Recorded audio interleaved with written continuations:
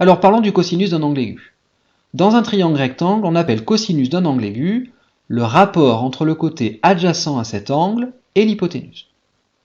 Sur cette figure, on a donc que le cosinus de l'angle ABC est égal au côté adjacent BA sur l'hypoténuse BC.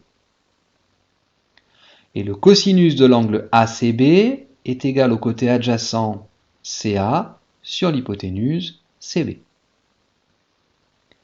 Le cosinus de l'angle ABC se note cos, entre parenthèses, ABC.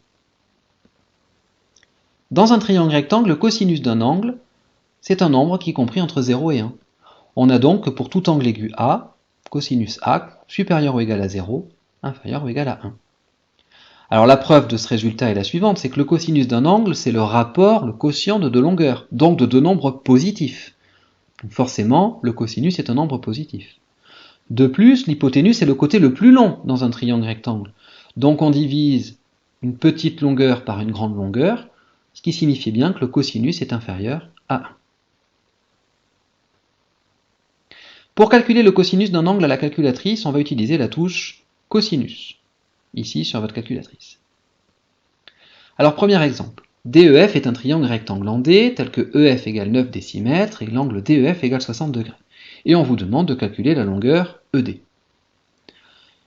Ici, on remarque dans un premier temps une condition nécessaire à l'utilisation de la trigonométrie, c'est que DEF est un triangle rectangle en D. On remarque que l'on connaît l'angle, nous connaissons l'hypoténuse et nous recherchons le côté adjacent, il s'agit bien du cosinus de l'angle ici, donc le cosinus de l'angle DEF est égal au côté adjacent ED sur l'hypoténuse EF. On a donc, en remplaçant par les données connues, que cosinus 60 est égal à ED sur 9. On va maintenant utiliser l'égalité des produits en croix, et on obtient que ED est égal à 9 multiplié par cos 60, et on va taper successivement sur ces touches pour obtenir ED égale 4,5 décimètres.